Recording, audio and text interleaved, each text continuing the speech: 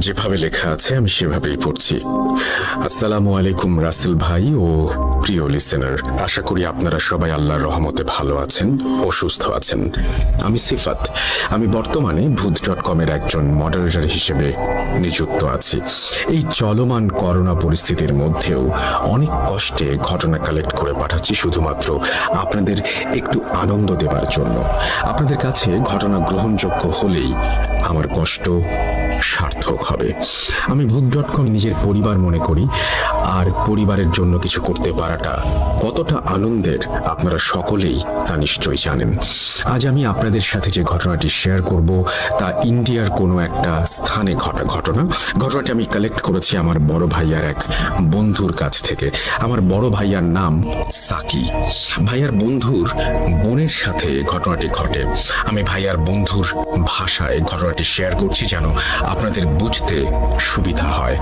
রাসেল ভাই, ঘটনার মাঝে ভুল ত্রুটি থাকলে দয়া করে ক্ষমা সুন্দর দৃষ্টিতে দেখবেন। আমি সরাসরি ঘটনায় চলে যাচ্ছি। ঘটনার সময়কাল আজ থেকে ৮-৯ বছর আগে। আমি তখন সবেমাত্র পড়ালেখা শেষ করে নতুন চাকরিতে জয়েন করেছি। আমার বাড়িতে ছিলেন আমার বাবা, মা আর আমার ছোট বোন লিলি, ছদ্মনাম। লিলি পড়ালেখায় ছিল এতটাই ভালো যে প্রতিটি বোর্ড এক্সামে ট্যালেন্ট পুলে বৃত্তিও পায়। তার স্কুল কলেজের সকলের কাছে সে খুব পছন্দের একটি মেয়ে ছিল। লিলি স্কুলে থাকতেই সে তার বান্ধবীদের পড়াতে পারত। তার বান্ধবীরা প্রায় দিনই আমাদের বাসায় আসতো লিলির কাছে তাদের পড়া বুঝে নিতে। লিলির ইচ্ছা ছিল সে খুব বড় একজন ডাক্তার হবে। আমার বাবা মাও লিলিকে নিয়ে অনেক আশায় ছিলেন, কেননা লিলির মেধা কোনো সাধারণ মানুষের মতো ছিল না। লেখাপড়ায় খুব ভালো হবার পাশাপাশি খুব শান্ত স্বভাবের মেয়ে ছিল লিলি। আমার পরিবারের সকলেই তাকে অনেক বেশি আদর করত। আমার ছোট মামাও তাদের মধ্যেই একজন ছিলেন। আমার মামা লিলিকে নিজের মেয়ের মতো দেখতেন। আমার মামার বিয়ে হয়েছিল প্রায় 12-13 বছর আগে, কিন্তু ওনাদের কোনো সন্তান ছিল না। লিলিকে তাই তারা অনেক বেশি আদর করতেন। আমার মামা মামি আমাকেও আদর করতেন, কিন্তু লিলির প্রতি তাদের আদরের পরিমাণটা ছিল একটু বেশি। প্রতি ঈদেই তারা লিলির জন্য নানা রকমের উপহার পাঠাতেন। ঈদ বা কোনো উৎসব ছাড়াও তারা প্রায় সময় আমার আর লিলির জন্য অনেক কিছুই পাঠাতেন, কিন্তু লিলির জন্য স্পেশাল ভাবে আরো অনেক কিছু পাঠাতেন। আমার মামা কর্মসূত্রে ইন্ডিয়া থাকতেন, কিন্তু বর্তমানে তিনি মৃত। আমার মামার জন্য আপনারা সবাই আল্লাহর কাছে দোয়া করবেন, তিনি যেন জান্নাতবাসী হন। আমার মামা নিজের জীবনের মায়া ত্যাগ না করলে আজ হয়তো লিলি আমাদের মাঝে বেঁচে থাকতো না। লিলি খুব ভালো ছাত্রী হওয়ার কারণে আমার মামা আমার মাকে প্রস্তাব দেন লিলিকে ইন্ডিয়া নিয়ে গিয়ে লেখাপড়া করানোর। আমার মা একমাত্র মেয়েকে এত দূরে পাঠাতে কিছুতেই রাজি ছিলেন না। আমার মাকে আমি আর আমার বাবা দুজনে মিলে অনেকে বুঝিয়ে রাজি করাই, কেননা এমন সুযোগ সবার ভাগ্যে জোটে না, আর সুযোগ পেলে তা ছেড়ে দেয়া বোকামি ছাড়া আর কিছুই নয়। লিলি ইন্ডিয়া যাবার জন্য এক কথায় রাজি ছিল, কারণ দেশের বাইরে যাবার মতো সুযোগ আমার মামা ছাড়া আমার পরিবারের আর কারোরই হয়ে ওঠেনি। আমার মামা মামি আমার মাকে বলেন তারা লিলিকে নিজের মেয়ের মতো করে রাখবেন আর তার যত্নের কোনো ত্রুটি হতে দেবেন না। আমার মা মন থেকে মেনে না নিলেও তাকে সবার জন্য লিলিকে ইন্ডিয়া পাঠানোর জন্য রাজি হতে হয়। আসলে মায়ের মন সন্তানের জন্য উতলা থাকবে, এটাই তো স্বাভাবিক। লিলিকে ইন্ডিয়া পাঠানোর জন্য যাবতীয় ব্যবস্থা করা হয়, আর কয়েকদিনের মধ্যেই লিলি ইন্ডিয়ায় চলে যায়। লিলি চলে গেলে বাসাটা ফাঁকা ফাঁকা লাগতো। আমি প্রতিদিন তাকে ফোন দিয়ে তার খোঁজ নিতাম। লিলি সেখানে এক মেডিকেলে কোচিংয়ে ভর্তি হয়। এভাবে আস্তে আস্তে 1 বছর পার হয়ে যায়। লিলির মেডিকেল ভর্তি পরীক্ষাও শেষ হয়ে যায়, আর লিলি সেখানে সবার থেকে ভালো মেডিকেল কলেজে ভর্তি হবার সুযোগ পায়। কিন্তু আমার মামা যে শহরে থাকতেন, লিলির মেডিকেল কলেজটি সেই শহর থেকে 125 কিলোমিটার দূরে ছিল। তাই মামা লিলিকে সেই মেডিকেল কলেজের আশেপাশে একটি ছাত্রী হোস্টেল ঠিক করে দেন, আর প্রতি সপ্তাহে একবার করে সেখানে গিয়ে লিলিকে দেখে আসবেন বলে সেই মেডিকেল কলেজে ভর্তি করিয়ে দেন। ক্লাস শুরুর কয়েকদিন আগে লিলি সেই হোস্টেলে চলে যায়। মামা লিলিকে ট্রেনে তুলে দিয়ে বাসায় ফিরে আসেন। বাসায় এসে মামা তার কাজের ফাঁকে প্রায় প্রতি ঘন্টায় লিলিকে ফোন দিয়ে তার খোঁজ খবর নিচ্ছিলেন। লিলিও আল্লাহর রহমতে ভালোভাবেই তার গন্তব্যে পৌঁছে যায়। 10-12 দিন পর লিলি ফোন দিয়ে আমার মামাকে বলে সে একা থাকতে পারছে না আর তার নাকি খুব খারাপ লাগছে। আমার মামা সেদিনই লিলিকে নিতে সেখানে চলে যান আর লিলিকে নিয়ে বাসায় ফিরে আসেন। লিলি বলে সে কিছুদিন বাসায় থেকে তারপরে কলেজে ফিরে যাবে। এভাবে 15 দিন পার হয়ে যায়। লিলি তার মেডিকেল কলেজে ফিরে যায়। এবারে সে সেখানে গিয়ে নিজেকে কিছুটা কষ্ট হলেও মানিয়ে নিতে সক্ষম হয়। লিলি হোস্টেলের যে রুমে থাকতো সেই রুমটি ছিল ছোট একটি রুম। হোস্টেলটা খুব বেশি বড় ছিল না আর রুমগুলো ছোট ছোট ছিল জন্য সকলেই সিঙ্গেল রুম নিয়েই থাকতো। লিলির হোস্টেলের সকলেই ছিল তার কলেজের স্টুডেন্ট আর প্রায় সকলেই নতুন প্রথম বর্ষে ভর্তি হয়েছিল। হোস্টেলে যে কয়েকজন বড় আপু ছিল তারা লিলি ও তার বান্ধবীদের একটা ব্যাপারে সতর্ক করে দেয়। তারা বলে রাত 3টার পর দরজায় আওয়াজ পেলে দরজা না খুলতে আর তাদের পড়া নিয়ে কোনো সমস্যা থাকলে তারা চাইলেই আপুদের কাছে হেল্প চাইতে পারবে। দরজা খুলতে না করার কারণ জিজ্ঞাসা করলে আপুরা বলেন যা বলছি তাই করো, এর বেশি কিছু জানতে চাইবে না। সিনিয়র হিসেবে আমাদের দায়িত্ব তোমাদের জানানোর। আমরা আমাদের দায়িত্ববোধ থেকে তোমাদেরকে কথাটা বললাম, বাকিটা তোমাদের ইচ্ছা। আপুরা চলে গেলে লিলি তার আশেপাশের রুমে কয়েকজনের সাথে পরিচিত হতে থাকে। পরিচিত হয়ে আড্ডা দিতে দিতে রাত 12টা বেজে যায়। লিলি সেদিন তার রুমে ফিরে এসে ঘুমিয়ে পড়ে। পরদিন থেকে নিয়ম করে কলেজে যাওয়া, ক্লাস করা, ক্লাস থেকে ফিরে এসে বান্ধবীদের নিয়ে রান্না করা, খাওয়া, এসবের পর বাকি সময় লিলি লেখাপড়া নিয়ে ব্যস্ত থাকতো। লিলির শুরুর দিকে 15 দিনের মতো বাড়িতে থাকায় তার পড়া বুঝতে কিছুটা সমস্যা হচ্ছিল। আপুদের কাছে সাহায্য চাইবে কিনা ভাবতে ভাবতে সে প্রতিদিন রাত জেগে সেই পড়া বোঝার চেষ্টা চালিয়ে যেতে থাকে। প্রতিদিন রাত প্রায় 2:30টা পর্যন্ত সে লেখাপড়া করে ঘুমিয়ে যেত। এভাবেই তার দিনকাল ভালোই চলছিল। দেখতে দেখতে তার পরীক্ষার সময় নিকটে চলে আসে বিধায় সে রাত প্রায় 3:30টা পর্যন্ত লেখাপড়া শুরু করে। এভাবে একদিন একটা টপিক সে বোঝার চেষ্টা করতে করতে রাত প্রায় 3টা বেজে যায়। 3:15 দিকে তার দরজায় 3বার নক করে কেউ। লিলি বিরক্ত হয়ে দরজা খুলে দেখে একটি মেয়ে দাঁড়িয়ে আছে। সে নিজেকে আঁচল ছদ্মনাম বলে পরিচয় দিয়ে বলে সে 3য় বর্ষে পড়ছে লিলিদের কলেজে আর সে নাকি এই হোস্টেলেরই 14 নম্বর রুমে থাকে। জুনিয়রদের কিছু বুঝতে অসুবিধা হলে সে সবাইকে নাকি হেল্প করে। তখন লিলির মনে পড়ে যায় আপুদের কথা। আপুরা বলেছিল কোনো বিষয় নিয়ে তাদের কাছে হেল্প চাওয়া যাবে। লিলি মনে মনে একটু খুশি হলো। সে আঁচলকে ভেতরে এনে বসিয়ে তার কিছু পড়া বুঝতে সমস্যা হয় বলায় আঁচল তাকে সবকিছু খুব সহজে আর সুন্দরভাবে বুঝিয়ে দেয়। লিলি খুব খুশি হয় বড় আপুর কাছে সাহায্য পেয়ে। বাসায় ফোন দিয়ে সে আঁচলের কথা জানায়। আমাকে ফোন দিয়েও আঁচলের অনেক প্রশংসা করত লিলি। আঁচল আস্তে আস্তে তাকে রোজ পড়াতে আসতো। লিলির সাথে আঁচল মাঝে মাঝেই নিজের লাইফের কিছু ঘটনা শেয়ার করতো। সে বলেছিল তার নাকি বিয়ে হয়ে গেছে আর তার 7 বছরের একটি মেয়ে আছে। তার হাজব্যান্ড কয়েক বছর আগে নাকি রোড অ্যাক্সিডেন্টে মারা যায়। এরপর থেকে আঁচল টিউশন পড়িয়ে নিজের আর মেয়ের খরচ বহন করে। তাকে লিলি জিজ্ঞাসা করে সে এখানে তার মেয়েকে ছাড়া একা কেন আছে। আঁচল লিলিকে বলে তার মেয়ে তার বাবা মার কাছে থাকে। এভাবেই তারা নিজেদের সুখ দুঃখের কথা একে অপরের সাথে শেয়ার করত। আস্তে আস্তে লিলির সাথে আঁচলের অনেক ভালো সম্পর্ক তৈরি হয়। লিলি অনেকটাই আঁচলের ওপর নির্ভরশীল হয়ে পড়ে। কিছুদিন পর কলেজে এক আপুর সাথে বসে লিলি কিছু পড়া বুঝে নিচ্ছিল। সে দেখে দূরে আঁচল দাঁড়িয়ে তার কিছুটা অভিমান নিয়ে তার দিকে তাকিয়ে আছে। লিলির বিষয়টা খারাপ লাগে। তখনই সেখান থেকে উঠে হোস্টেলে চলে আসে। সেদিন রাতে আঁচল আর লিলির কাছে আসেনি। লিলি ভেবেছিল আঁচল হয়তো রাগ করেছে তাই আসেনি। সে একবার আঁচলের রুমে গিয়ে তার সাথে কথা বলবে ভেবে 14 নম্বর রুমের সামনে গিয়ে দেখে রুমে তালা দেয়া।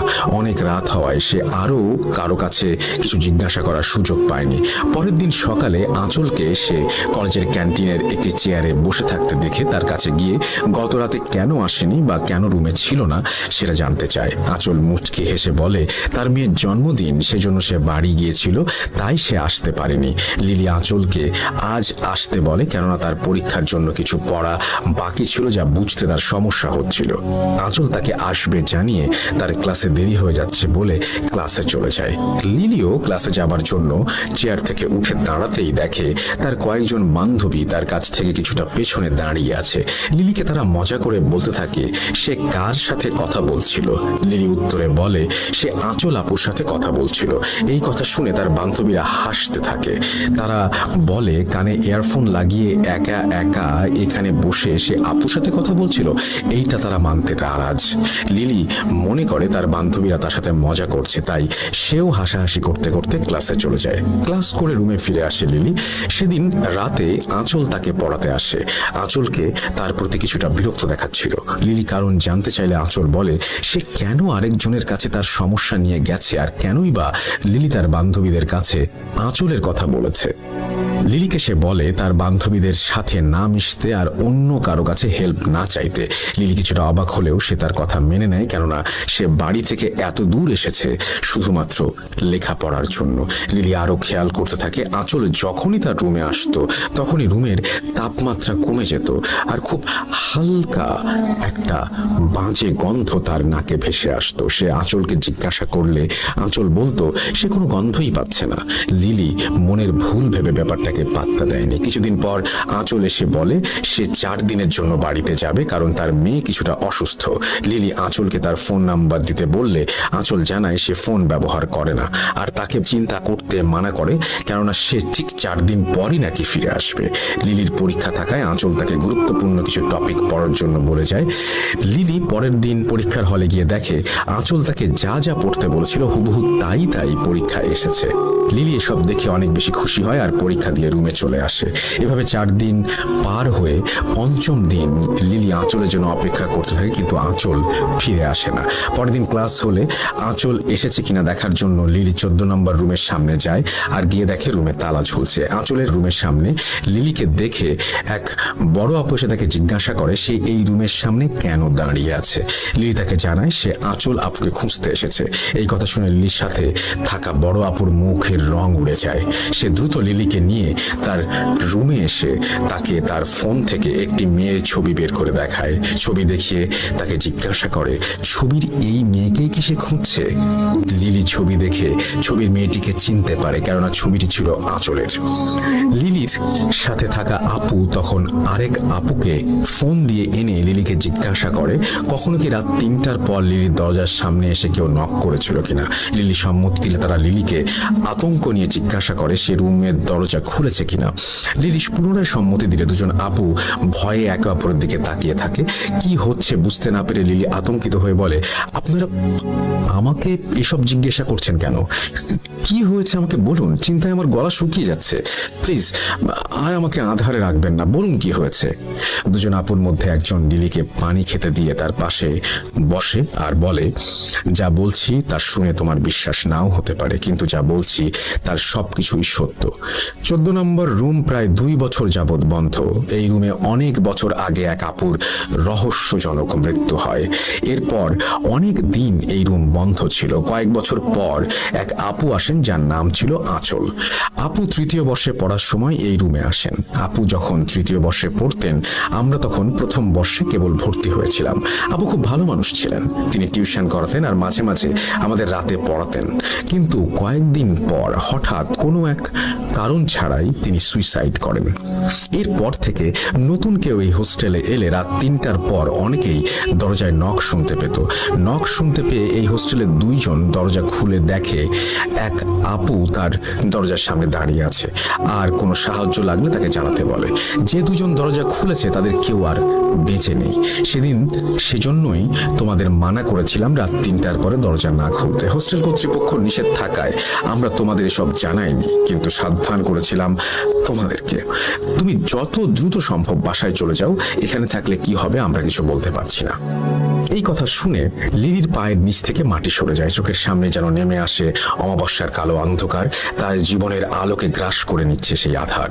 লিলি ভয়ে সেখান থেকে রুমে এসে তার মামাকে ফোন দিয়ে এসব জানায়। লিলি যখন মামাকে ফোন দেয় তখন বিকেল 5টার একটু বেশি বেজেছিল। মামা লিলিকে ভয় না পেয়ে সব গুছিয়ে নিতে বলেন আর বলেন তিনি দ্রুত এসে লিলিকে নিয়ে যাবেন। লিলি প্রচন্ড ভয়ে তার জিনিসপত্র গুছাতে থাকে। কিছুক্ষণ পর মাগরিবের সময় হয়ে যায়। নেমে আসে কালো অন্ধকার। লিলি সব গুছাতে গুছাতে হঠাৎ তার দরজায় নক আসে। সে দরজার ছোট অংশ দিয়ে তাকিয়ে দেখে আঁচল দাঁড়িয়ে আছে দরজার সামনে। লিলি প্রচন্ড ভয়ে একরকম বোবা হয়ে যায় আর অনেক চেষ্টা করেও কোনো আওয়াজ করতে পারছিল না। এমন সময় তার রুমের লাইট নিভে যায়। সে ভয়ে রুমের এক কোণায় জড়সড় হয়ে বসে আল্লাহকে ডাকছিল। এমন সময় সে শুনতে পায় তার কানের কাছে এসে কেউ ফিসফিস করে বলছে, কি হলো, আজ পড়বে না? আমি তোমাকে পড়াতে এসেছি। লিলি এইসব নিতে না পেরে এক সময় সেন্সলেস হয়ে যায়। তার জ্ঞান ফিরলে সে দেখে তার রুমে কোনো আলো নেই। সে হাতড়ে হাতড়ে উঠে দাঁড়ানোর চেষ্টা করতে থাকে আর তার হাত কিছু একটা সাথে গিয়ে লাগে। লিলির মনে হচ্ছিল তার হাত প্রচন্ড ঠান্ডা কিছু একটা সাথে লেগেছে, যা ছিল অনেক লোমশ কিছু। লিলি ভয়ে সেখান থেকে হাত সরিয়ে পেছনে যেতেই আবার কিছু একটা সাথে ধাক্কা লাগে। লিলি হাত দিয়ে দেখে তার হাত কিছু একটার মুখের মধ্যে লেগে আছে আর তার হাতে আঠারো কিছু একটা লেগে আছে। তখন হুট করে তার রুমের লাইট জ্বলে ওঠে আর লিলি যা দেখে তা দেখার জন্য সে প্রস্তুত ছিল না। লিলির গা সম্পূর্ণ অবশ হয়ে যায় এসব দেখে। লিলি দেখে তার হাতে তাজা রক্ত লেগে আছে আর দুইটি মানুষের মতো কিছু, যাদের গায়ে মেয়েদের মতো কাপড় পরা এবং তাদের মধ্যে একজনের মাথা ঘোড়ার মাথার মতো আর অন্যজনের মাথা কুকুরের মতো। তারা দুজনে লিলির হাতে থাকা রক্ত চেটে চেটে খাচ্ছে আর তাদের চোখ দিয়ে যেন আগুন বের হচ্ছে। তাদের চোখের দিকে তাকিয়ে লিলি সম্মোহিত হয়ে যায় আর চেয়ারে দাঁড়িয়ে তার রুমে থাকা ফ্যানের সাথে ওড়না পেঁচিয়ে সুইসাইড করতে যায়। তার অবস্থা এমন ছিল যেন সে নিজের আয়ত্তের অনেক বাইরে চলে গেছে, নিজের ওপরে থাকা সব ক্ষমতা যেন হারিয়ে ফেলেছে। লিলি গলায় ওড়না পেঁচাতে যাবে, এমন সময় তার কানে মামার কণ্ঠ ভেসে আসতেই সে যেন নিজের প্রতি সকল কন্ট্রোল ফিরে পায় আর এক দৌড়ে দরজা খুলে দেয়। মামা রুমে প্রবেশ করে দুইটি অবয়বকে দেখতে পান। মামা রুমে প্রবেশ করার সাথে সাথে রুমের দরজা বন্ধ হয়ে যায় আর কিছুক্ষণ পর আবার রুমের আলো নিভে যায়। লিলি ও মামা দুজনেই শুনতে পায় তাদের কানে কেউ ফিসফিস করে বলছে, লাভ নেই, লাভ নেই। মামা কাঁদতে কাঁদতে বলেন, না, আমার মেয়েকে নিও না, আমার মেয়েকে মেরো না, অনেক ছোট, আমার জীবন নিয়ে নাও, দরকার হলে আমাকে নাও, আমার মেয়েকে ছেড়ে দাও। আমার নিজের সন্তান নেই, এই মেয়েই আমার সব কিছু। ওর কিছু হলে আমি আর আমার স্ত্রী এমনিতেই মরে যাব। এর থেকে আমাকে মেরে আমার মেয়েকে যেতে দাও, দয়া করে আমার মেয়েকে তোমরা মেরো না। মামার কথা শেষ হতে না হতেই প্রচন্ড শব্দে দরজা খুলে যায় আর কেউ যেন লিলিকে দরজার বাইরে ছুঁড়ে ফেলে দেয়। আবার দরজা বন্ধ হয়ে যায়। লিলি ব্যথায় চিৎকার করতে থাকে। হোস্টেলে উপস্থিত সকলে লিলির রুমের সামনে এসে দেখে লিলি পড়ে আছে দরজার সামনে আর লিলির রুম থেকে আমার মামার আর্ত চিৎকার ভেসে আসছে। কিছুক্ষণ পর সব থেমে যায় আর রুমের দরজা আপনা আপনি খুলে যায়। রুমে প্রবেশ করে সকলে দেখে আমার মামার গলায় লিলির ওড়না পেঁচানো। কেউ ওড়না পেঁচিয়ে অনেক জোরে টান দিয়ে আমার মামাকে মেরেছে। আমার মামার চোখ প্রায় বের হয়ে গিয়েছিল, তার চোখ দিয়ে রক্ত পড়ছিল আর জবাই করা পশুর মতো জিভ বের হয়েছিল। সেদিন হোস্টেলের স্টাফদের সাহায্যে মামার লাশ বাসায় পাঠিয়ে দেওয়া হয় আর লিলিকে তার নিজের মেডিকেল কলেজে ভর্তি করা হয়। অনেক সাক্ষী থাকায় কোনো পুলিশ কেস হয়নি। পুলিশ এসে সবার কাছ থেকে স্টেটমেন্ট নিয়ে চলে যায়। কিছুটা সুস্থ হলে লিলি বাংলাদেশে ফিরে আসে। আমার মামি বর্তমানে আমাদের সাথে থাকেন। লিলি তার বাকি পড়াশোনা বাংলাদেশেই শেষ করে আর ডাক্তারি পাশ করে বর্তমানে অস্ট্রেলিয়ায় তার স্বামী সন্তান নিয়ে আছে। কিন্তু সেই ঘটনা সে আজও ভুলতে পারেনি। এখনো মাঝে মাঝে আমার মামাকে স্বপ্নে সেদিনের অবস্থায় দেখে সে চিৎকার দিয়ে ওঠে। আমি ও আমার পরিবার আমার মামার প্রতি চরম কৃতজ্ঞ, কেননা আমার আদরের ছোট বোন আমার মামার জন্যই আজ পৃথিবীর আলো বাতাস উপভোগ করছে। এই বলে আমার ভাইয়ার বন্ধু তার বোনের সাথে ঘটা ঘটনাটি শেষ করেন। ঘটনাটি বাস্তব জীবনে ঘটে যাওয়া একটি ঘটনা। ঘটনাটি লিসেনারদের কাছে কেমন লেগেছে জানাবেন, আমি জানি না, কিন্তু যার সাথে ঘটনা ঘটছে তার জায়গায় নিজেকে একবার রেখেই দেখুন কেমন লাগে। রাসেল ভাই, এই ছিল আমার ঘটনা। সবশেষে লিসেনারদের কাছে আমার একটাই অনুরোধ, আর তা হলো দয়া করে সবাই স্বাস্থ্যবিধি মেনে চলুন। আমরা এই পৃথিবীকে আর মৃত্যুপুরী হিসেবে দেখতে চাই না, আমরা আবার আমাদের আগের পৃথিবী ফিরে পেতে চাই। অনেক ধন্যবাদ কষ্ট করে ইমেলটি পড়ার জন্য। আমি সিফাত আবারও ফিরে আসব নতুন কোনো ঘটনা নিয়ে আপনাদের কাছে। আসসালামু আলাইকুম রাসেল ভাই ও প্রিয় লিসেনার। আচ্ছা, আমি সেভাবেই পড়ছি। আসসালামু আলাইকুম রাসেল ভাই ও প্রিয় শ্রোতা বন্ধুরা। কেমন আছেন সবাই? আশা করি ভালো আছেন। আমি মোহাম্মদ সাবিত আলম বলছি ময়মনসিংহ থেকে। আমি শুরুতেই রাসেল ভাইকে অসংখ্য ধন্যবাদ দিতে চাই। এপিসোড ৭৭, ৭৮, ৭৯-তে আমার 3টি ঘটনা পড়ে শোনাবার জন্য। এত ইন্সপিরেশন পেলে আসলে ঘটনা কালেক্ট করার ইচ্ছা অনেক বেড়ে যায়। যাই হোক, রাসেল ভাই, ফিরে আসি আজকের ঘটনা কালেক্ট করার কথায়। আমার মনে আছে আমি এপিসোড ৭৭-এ একজন খ্রিশ্চান ফাদারের এক্সরসিজমের ঘটনা শেয়ার করেছিলাম। আমার ঘটনাটি আমার কাছের কয়েকজন মানুষ পছন্দ করে আমাকে বলেছিল আমি যেন এরকম ঘটনা আরও শেয়ার করি। আসলে খ্রিশ্চান ফাদারদের ঘটনা বাংলাদেশে তেমন একটা শোনা যায় না, তাই কোথা থেকে কালেক্ট করব ভাবতে ভাবতে বেরিয়ে পড়লাম ঘটনা কালেক্ট করার জন্য। কিন্তু হতাশ হয়ে ফিরি। শহরের চার্চ আর কয়েকটি বাইরের চার্চে গিয়েও কিছু পাইনি। হয়তো ওনারা বলতে চান না, তাই এড়িয়ে যান আমার কথায়। কিন্তু কে জানতো ঘটনা আমার চোখের সামনেই ছিল। কেন বলছি শুনুন তবে। আজকের ঘটনাটি শুনি আমার এক বন্ধুর কাছে। ওর নাম আমি ছদ্মনাম হিসেবে সাইমন বলছি। আমি ঘটনা খুঁজতে খুঁজতে ক্লান্ত হয়ে একদিন আমাদের গ্রুপ চ্যাটে মেসেজিং করছিলাম। তখন হঠাৎ করে সাইমনের আইডি আমার চোখে পড়তে ওকে মেসেজ করি এবং বলি যে ওর কাছে কোনো ঘটনা আছে কিনা, কারণ সেও একজন খ্রিশ্চান। ও বলে 10 মিনিট পর আমাকে কল করবে। কিছুক্ষণ পর সে আমাকে কল করে বলল যে তার কাছে তার গ্র্যান্ডফাদার অর্থাৎ তার দাদুর একটা ঘটনা রয়েছে যা ঘটেছিল 60-এর দশকে। তার দাদা এখন বেঁচে নেই, কিন্তু সাইমন আমাকে বলেছে তার দাদা জীবদ্দশায় এমন অনেক ঘটনা বহুবার তার নাতি নাতনিদের বলেছিলেন। আমি তৎক্ষণাৎ সাইমনকে দেখা করতে বলি। সাইমন রাজি হয়ে যায়। সে আগামীকাল অর্থাৎ 2 আগস্ট সন্ধ্যায় আমার সাথে দেখা করবে বলে জানায়। সেদিন রাতে উত্তেজনায় বসে আমার কিছু ভালো লাগছিল না। ভোরের আজান হবার পর আমি ঘুমিয়ে যাই। বিকেলবেলা ঘুম থেকে উঠে আমি খাওয়া দাওয়া শেষ করে অপেক্ষা করতে থাকি। সন্ধ্যার আগে আগেই বাসা থেকে বেরিয়ে টিউশনিতে গিয়ে ছাত্রদের পড়া শেষ করে সাইমনের সাথে দেখা করব ভেবেছিলাম। কিন্তু সেদিন আমার এতটাই এক্সাইটমেন্ট কাজ করছিল যে আমি আর বেশি সময় পড়াতে পারিনি। মাগরিবের আজানের পর আমি সাইমনকে কল করি। সে আমাকে বলে সে থানার ঘাট আসবে আর তার নাকি 30 মিনিট সময় লাগবে। থানার ঘাট আমার টিউশন এরিয়া থেকে বেশ দূরে না হওয়ায় আমি খুশি হলাম আর হেঁটে হেঁটে চলে গেলাম সেখানে। থানার ঘাটে পৌঁছে আমি আমার পরিচিত চায়ের দোকান থেকে চা বানিয়ে নিয়ে নদীর পাড়ে একটা সিঁড়িতে বসে চা খাচ্ছিলাম। যেহেতু লকডাউন, তাই শহরের ভেতর দেখা করা যায়নি। কিছুটা নিরিবিলি হওয়ায় থানার ঘাট আমার বেশ ভালো চয়েস বলে মনে হলো। এদিকে মানুষও কিছুটা কম থাকায় ঘটনা শুনতে বেশ সমস্যা হবে ভেবে আমি খুশি হচ্ছিলাম। আমি বসে আছি 10 মিনিট। হঠাৎ আমার ফোনে কল এলো সাইমনের এবং সে বলল সে চলে এসেছে। আমার লোকেশন থেকে কয়েক কদম দূরে থাকায় আমি ওকে সামনে এগোতে বললাম। দোকানে এসে ওর জন্য চা নিয়ে বসলাম। সাইমন এলো। কুশল বিনিময় করে চা খেতে দিলাম আর জিজ্ঞাসা করলাম ওর দাদার ঘটনা কি। ওকে এও বলি যে আমি ভূত.কমে ঘটনাটি শেয়ার করব, তার অনুমতি আছে কিনা। সে তখন আমাকে একটাই শর্ত দিল যে তার নাম, তার জায়গা গোপন রেখে আমি যদি শেয়ার করতে পারি তবেই সে আমাকে ঘটনাটি বলবে। আমি রাজি হয়ে যাই আর ওকে শুরু করতে বলি ওর দাদুর ঘটনাটি। সাইমন চা খেতে খেতে ঘটনাটি বলেছিল ওর দাদুর ভাষায়।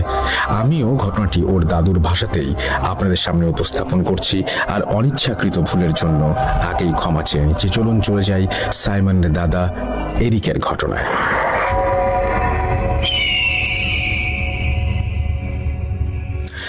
আমার নাম এরিক।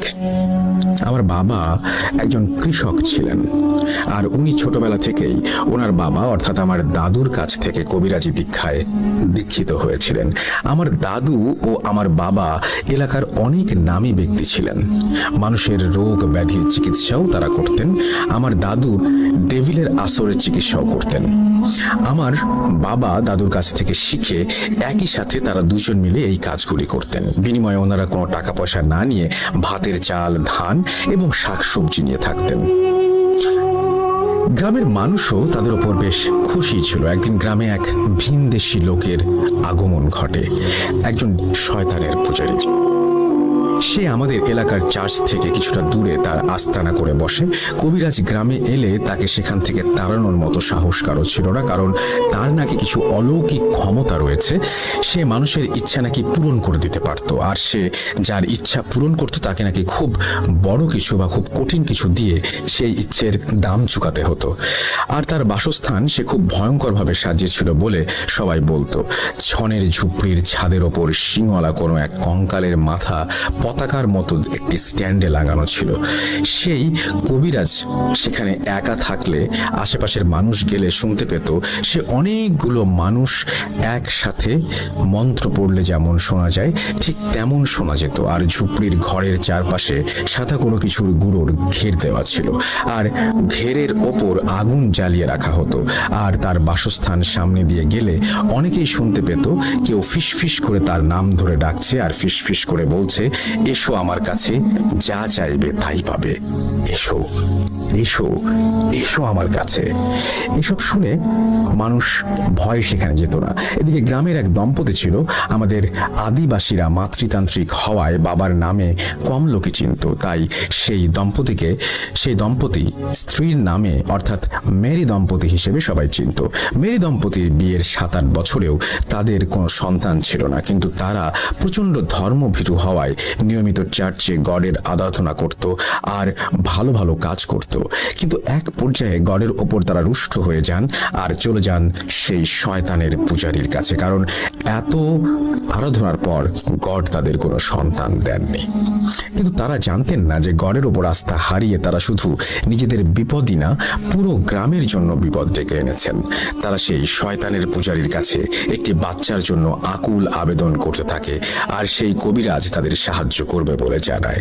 কিন্তু এর জন্য তাকে খুব বড় একটি কঠিন কিছু করতে হবে সেটা জানায়। সন্তান প্রাপ্তির প্রবল ইচ্ছায় তারা কি দিতে হবে না ভেবে কবিরাজের কথায় রাজি হয়ে যায়।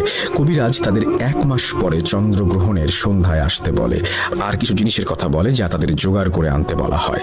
সেগুলো ছিল সদ্য জবাই করা মহিষের মাথা, কেরোসিন তেল, ভেড়ার লোমের সলতে, আর একটা সম্পূর্ণ সাদা ছাগলের বাচ্চা যার বয়স 5 মাসের বেশি হওয়া যাবে না। মীর দম্পতি সব জোগাড় যন্ত্র করে চন্দ্রগ্রহণের সন্ধ্যায় সেই কবিরাজের কাছে যায়। কবিরাজ তাদের একটি গোল বৃত্তে বসতে বলে। তারা বৃত্তে বসার পরে কবিরাজ সেই মহিষের মাথা কেরোসিন তেলে ডুবিয়ে রাখে, আর কিছুক্ষণ পর সেটি তুলে বৃত্তের মাঝে ভেড়ার লোমের সলতে দিয়ে মুড়িয়ে সেখানে আগুন ধরিয়ে দেয়। এরপর কিছু রিচুয়াল করে সেই সাদা ছাগলটিকে স্যাক্রিফাইস করে। 2টা মাটির পেয়ালায় রক্ত রেখে সেই আগুন থেকে কিছুটা ছাই তুলে পেয়ালায় মিশিয়ে খেতে বলে। খাওয়া শুরুর আগে কবিরাজ তাদের বলে যখন সময় আসবে সে তাদের কাছে তার পাওনা চাইবে, আর সেই পাওনা তাদের দিতেই হবে।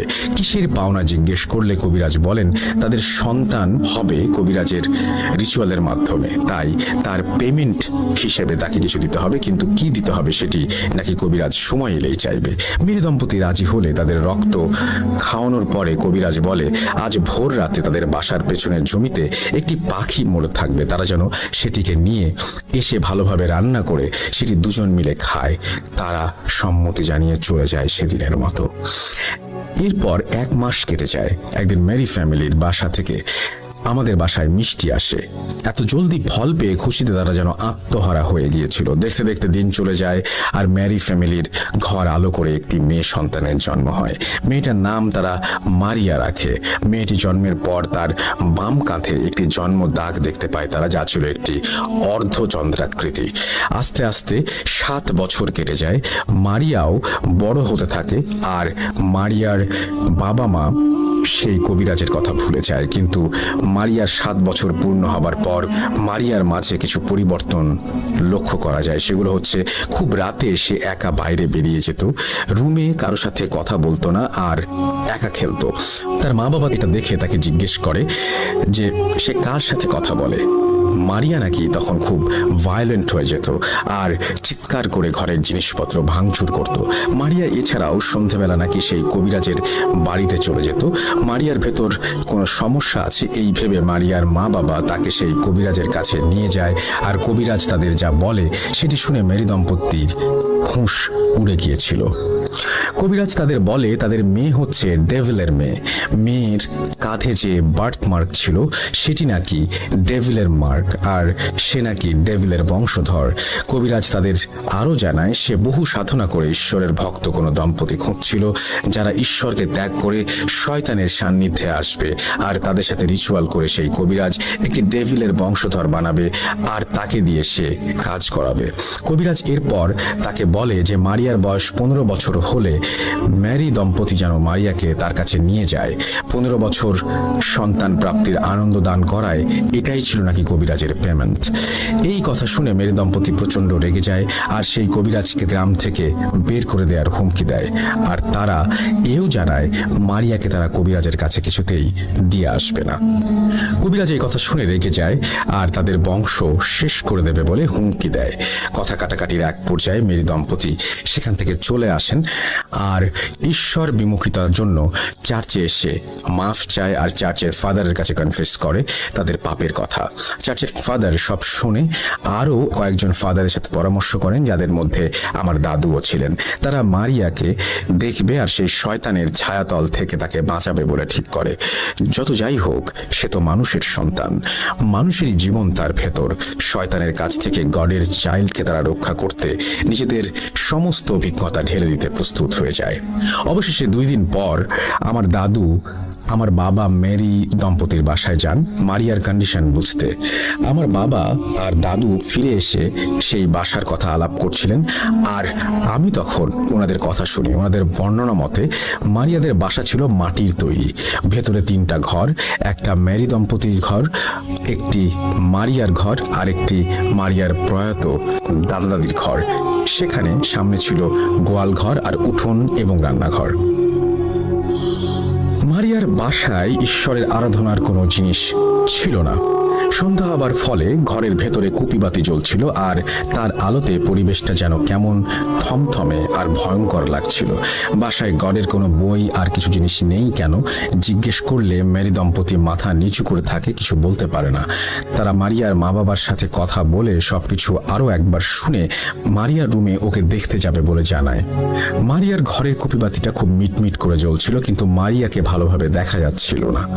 মারিয়া তাদের দেখে এমন কর্কশ একটা হাসি দেয় যা শুনে উপস্থিত সবার নাকি বুকের রক্ত পানি হয়ে গিয়েছিল। তারা মারিয়ার সাথে কথা বলতে গেলে মারিয়া ভয়েস শুনে তারা অবাক হয়ে যায়। মারিয়া বলছিল তাদের সেখান থেকে চলে যেতে, কিন্তু আমার দাদু তার গায়ে পবিত্র পানি ছিটাতেই নাকি আমার দাদুর ওপর ঝাঁপিয়ে পড়ে সে। আর সে বলে, তোকে না সাবধান করেছিলাম আসিস না, কেন আসছিস? এবার তোরা সবাই মরবি। এই বলে মারিয়া নিজের মাঝে ফিরে আসে আর আমার দাদুর কথা শুনে ওনাকে চিনতে পেরে তাকে জিজ্ঞেস করে তারা এখানে কেন। আমার দাদু নাকি শুধু হেসে বলেছিলেন, তোমাদের জন্য প্রে করতে এসেছিলাম মা। এই বলে আমার দাদু আর বাকি সবাই চলে আসেন। রাস্তায় আসতে আসতে আমার দাদু ভাবছিলেন যে তাকে কখন সাবধান করলো ডেভিল। ভাবতে ভাবতে আমার দাদুর গতরাতে দেখা স্বপ্নের কথা মনে পড়ে যায়। উনি স্বপ্নে দেখেছিলেন যে কোনো একটা কালো অবয়ব, যার মাথা হচ্ছে মহিষের মতো আর শরীরটা ছাগলের মতো, সেই অবয়ব তাকে শুধু একটা কথাই বলছে, সেটি হচ্ছে ডেথ। দাদু তখন এই স্বপ্নের অর্থ কি না জানায় স্বপ্নটাকে আমলে নেননি। এরপর উনি চার্চের ফাদারদের সাথে কথা বলেন আর জানতে চান এই অবয়ব আর ডেথের অর্থ কি। চার্চের ফাদার কিছু বই ঘেটে বলে দিলেন যে এর অর্থ হচ্ছে, সাবধান করছি, আমার সামনে এসো না, যদি আসো তাহলে মরবে। ডেভিল নাকি নিজের মতো করে সাবধান করছিল। এদিকে মারিয়ার অবস্থার স্বপ্নের অর্থ 2 + 4 মিলে গেলে ওনারা বুঝতে পারেন যে মারিয়া কোনো ডিমনের মাধ্যমে পজেসড। এর মাঝে কিছুদিন পর গ্রামের মানুষ মারিয়ার কথা শুনে সেই কবিরাজকে সবাই মিলে গ্রাম থেকে তাড়িয়ে দেন। কিছুদিন মারিয়ার অবস্থার অবনতি হলে অবশেষে আমার দাদু, চার্চের ফাদার, আমার বাবা আর 2 জন সহযোগী মিলে মারিয়ার এক্সোরসিজম করবে বলে ঠিক করে। কিন্তু এত ছোট বাচ্চার এক্সোরসিজম পারফর্ম করা ক্ষতিকর, মানে বাচ্চার মৃত্যু ঝুঁকি আছে ভেবে তারা, যেহেতু মারিয়ার বয়স 15 বছর হয়নি, সেহেতু সেই ডেভিল সম্পূর্ণরূপে আত্মপ্রকাশ করেনি বিধায় এক্সোরসিজমের পরিকল্পনা বাদ দিয়ে মারিয়াকে চার্চে এনে 8 বছর লালন পালন করার প্রস্তাব দেয়া হয় মেরি দম্পতিকে। মেরি দম্পতি রাজি হলে চার্চের একটি ঘরে মারিয়াকে থাকার ব্যবস্থা করে দেয়া হয়। ঈশ্বরের ঘরে থাকার ফলে মারিয়ার ভেতর এই 8 বছর তেমন কোনো সমস্যা না দেখা গেলেও যেদিন মারিয়ার বয়স 15 বছর হয়েছিল সেদিন সকালে দেখা যায় মারিয়া চার্চের প্রেয়ার রুমের সামনে পড়ে আছে, আর তার 2 পায়ের মাঝে সরু একটা বাঁশের কঞ্চি রাখা, আর মুখ দিয়ে গেঁজা বের হচ্ছে। মারিয়াকে সুস্থ করতে আমার দাদু কাজে লেগে যান। উনি চিকিৎসার পাশাপাশি কবিরাজি করতেন, চিকিৎসা ছিল তার মূল কাজ। এদিকে মারিয়ার বয়স 15 বছর হবার দিন সেই কবিরাজ কোথা থেকে যেন মেরি দম্পতির বাসায় ফিরে আসে, আর মারিয়াকে সে চাইতে থাকে। গ্রামের মানুষ জড়ো হয়ে কবিরাজকে বাধা দিবে, এমন সময় মারিয়া কোথা থেকে যেন চলে আসে সেই কবিরাজের সামনে, আর মারিয়ার চেহারা আর ওর গলার আওয়াজ একেবারে পাল্টে গিয়েছিল। সেই সময় মারিয়াকে দিতে অস্বীকৃতি জানানোর অপরাধে মারিয়া শুরুতে নিজের বাবা মার সামনে দাঁড়িয়ে 2 হাত দিয়ে জোরে ওর বাবার মাথায় চড় দিয়ে ফেলে দেয়। মারিয়ার বাবার কান আর নাক দিয়ে প্রচন্ড রক্ত বের হচ্ছিল, আর তা দেখে মারিয়ার মা অজ্ঞান হয়ে যান। এদিকে গ্রামবাসী ক্ষুব্ধ হয়ে কবিরাজকে গণপিটুনি দিতে গেলে কবিরাজ কোনোভাবে পালিয়ে বেঁচে যায়। কিছুদিন পর চার্চের ফাদার এসে মারিয়াকে কয়েকজনের সাহায্যে রুমে নিয়ে গিয়ে বেঁধে ফেলে, আর আমার দাদুকে বাসায় ডাকতে আসেন। এদিকে আমার দাদুর অবস্থা ছিল অনেকটা খারাপ। মারিয়ার চিকিৎসা করার সময় আমার দাদু অজ্ঞান হয়ে গিয়েছিল, কিন্তু কেন সেটি আমি কখনো তার কাছ থেকে শুনিনি, বা আমার দাদুও আমার কাছে কোনোদিন সেটা বলেনি। এরপর আমার বাবা, আমার দাদু আর চার্চের ফাদার মিলে শুরু করতে চান মারিয়ার এক্সোরসিজম। মারিয়াকে তার ঘরে 4-5 জন পুরুষ মিলে ধরে রেখেছিল, কিন্তু কিছুতেই তাকে কন্ট্রোল করা যাচ্ছিল না। অবশেষে আমার দাদু আর ফাদার মিলে বিছানার চারপাশে ঘের দিয়ে সেই ঘেরের ভেতর একটু শাবল মাটিতে পুঁতে দেন, আর মারিয়া একেবারে চুপ হয়ে যায়। আমার দাদু বলেছিলেন এভাবে নাকি কোনো শয়তানকে বশ করা যায়। তখন মারিয়াকে জিজ্ঞেস করা হয় সে কেন মারিয়াকে ধরেছে। এই কথা শুনে মারিয়া কথা বলতে শুরু করে। মারিয়ার গলায় শয়তানটি বলছিল তার নাম হচ্ছে নারুস। নারুস নাকি মারিয়ার ভাই। এই কথা শুনে উপস্থিত সবাই অবাক হয়ে যায়, আর এর মানে জিজ্ঞাসা করে। মারিয়া বলতে থাকে কবিরাজের দেয়া রক্ত আর জমিতে পড়ে থাকা পাখির মাংস খেয়ে তারা নাকি নারুসকে আহ্বান করে, কিন্তু ততদিনে মেরি দম্পতি অলরেডি নাকি প্রেগনেন্ট ছিল মারিয়ার সাথে। তাই নারুস নাকি জন্ম নিতে পারেনি, কিন্তু যমজ হিসেবে মারিয়ার সাথে একই শরীরে বসবাস করতে শুরু করে। এই কথা শুনে সবাই ভয় পেয়ে যায়, আর আমার দাদু বাইবেল হাতে ভার্স পড়া শুরু করেন। উনি বারবার মারিয়ার সামনে ক্রস আঁকছিলেন, আর নিজের গলায় থাকা ক্রস মারিয়ার শরীরে লাগাচ্ছিলেন, আর মারিয়া আর্তচিৎকারে ভেসে যাচ্ছিল এলাকা। হঠাৎ প্রবল বৃষ্টি শুরু হয়, আর ঘরের কুপিবাতি বাতাসের ঝটকায় নিভিনিভু হয়ে পড়ে। এরপর একজন গিয়ে সেই বাতির পাশে হাত দিয়ে সেটিকে জ্বলতে সহায়তা করে। সম্পূর্ণ এলাকাটাতে যেন হাজার হাজার কণ্ঠ ফিস ফিস করে বলছে, গড এখানে নেই, গড এখানে নেই। এরপর চার্চের ফাদার আর আমার দাদু দুজন মিলে আমার বাবা আর সবার সাহায্যে মারিয়াকে চার্চের ভেতরে নিয়ে আসার পরিকল্পনা করেন। যথারীতি মারিয়াকে চার্চে আনা হয়, আর আনতে গিয়ে আমার দাদুর 1 পায়ের মাঝে বাঁশের ছোট কঞ্চি ঢুকে যায় এবং তিনি আহত হন, কিন্তু উনি হাল ছেড়ে দেননি। চার্চে এনে মারিয়ার এক্সারসাইজম করা হয়, কিন্তু কয়েক ঘন্টা চেষ্টা করেও তাকে সুস্থ করা যায়নি। মারিয়াকে চার্চের প্রেয়ার ঘরে রাখা চেয়ারে বেঁধে তাকে গডের নামে চলে যেতে বলা হয়, কিন্তু সে যাবে না বলে জানায়। অবশেষে সবাই মিলে বাইবেলের ভার্স পড়ে মারিয়াকে মাঝখানে রেখে বৃত্তাকার ভাবে দাঁড়িয়ে অনেক রকম কাজ করার পরে এক সময় নারুস কিছুটা দুর্বল হয়ে পড়ে। আরেকটু পর মারিয়ার আওয়াজ শোনা যায়। সবাই ভাবে মারিয়া হয়তো সুস্থ হয়ে গেছে।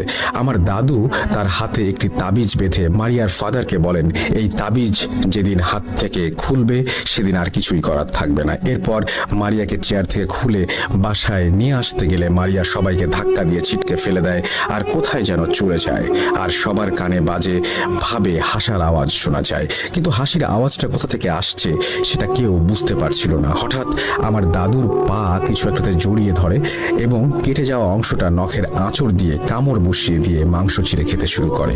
আমার দাদু চিৎকার দেয় এবং সবাই মারিয়াকে ধরে আবার চেয়ারে বসাতে গেলে মারিয়া সবাইকে ধাক্কা দিয়ে ফেলে কোথায় যেন চলে যায়। এরপর থেকে মারিয়াকে আর কোনোদিন গ্রামে দেখা যায়নি। এরপর আমার দাদু আমার বাবাকে বলেন হাত চালান দিতে। হাত চালান কি সেটা একটু বলি। দোয়া ও কিছু নির্দিষ্ট কাজের মাধ্যমে মাটিতে হাত দিয়ে ব্ল্যাক ম্যাজিকের কোনো একটা ইনস্ট্রুমেন্ট খুঁজে বের করা, অর্থাৎ কোনো একটা কোনো কিছু একটা পড়ে মন্ত্রতন্ত্র পড়ে এটা করা, কারণ যদি হাত চালানে মারিয়াকে পাওয়া যায়। আমার বাবা হাত চালান দিয়ে চার্চ থেকে একটু দূরে একটা জায়গায় অজ্ঞান হয়ে যায়। সেই জায়গা খুঁড়ে একটি মরা পাখি পাওয়া যায়। এরপর সেটিকে চার্চে এনে আগুনে পুড়িয়ে ফেলা হয়, কিন্তু মারিয়াকে আর কখনো খুঁজে পাওয়া যায়নি। লোকমুখে শোনা যায় যে কালো ঘোমটা দিয়ে মারিয়াকে মাঝে মাঝে নাকি গ্রামে দেখা যেত, কিন্তু সেটি মারিয়াই কিনা সে বিষয়ে কেউ সার্টেনলি কিছু বলেনি। মারিয়ার বাবা মারিয়া ওইভাবে মরে যাবার পর থেকে পাগল হয়ে যায় আর রাস্তায় রাস্তায় ঘুরে বেড়াতেন উনি। মারিয়ার মা সবকিছু নিজ চোখে দেখে পাথর হয়ে গিয়েছিলেন। মানুষের বাসায় ভিক্ষা করে খেতেন, কিন্তু কখনো ভিক্ষার জন্য উনি কারো কাছে কিছু চাইতেন না, চুপ করে থাকতেন। আর আমার দাদুর পায়ের অংশে মারিয়ার কামড়ের পর সেই অংশ পৌঁছে গিয়ে 1 মাসের মাঝে আমার দাদুও মারা যান। ডেভিল আমার দাদুকে স্বপ্নে সাবধান করেছিল, কিন্তু দাদু বুঝেননি, তাই আজ উনি আমাদের মাঝে নেই। ডেভিল তার ওয়ার্নিং পূরণ করে দেখিয়েছিল। সাইমন তার দাদু এরিকের মুখে তার দাদু অর্থাৎ এরিকের দাদুর ঘটনা শুনে নাকি এরিক দাদুকে জিজ্ঞাসা করেছিল যে সে কবিরাজি করে কিনা, কারণ সাইমন ছোটবেলা থেকেই শহরে বড় হয়েছে আর গ্রামে বেশি একটা থাকেনি, তাই তার জানা ছিল না।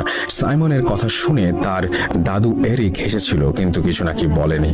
সাইমনের ঘটনা শেষ হবার পর আমি আর সাইমন দুজনে আবার চা নিয়ে দোকানে বিল পরিশোধ করে চলে আসি, কিন্তু আস্তে আস্তে আমি ভাবছিলাম একজন দাদুর নিজের দাদুর ঘটনা অর্থাৎ পরদাদুর ঘটনা কিভাবে লিখি। আমি অবশেষে যতটুকু পেরেছি লেখার ট্রাই করে লিখে পাঠিয়ে দিলাম। রাসেল ভাই, ভালো লাগলে পড়ে শোনাবেন। আমার বিশ্বাসের কথা বললে সাইমনের ঘটনাটি আমার অথেন্টিক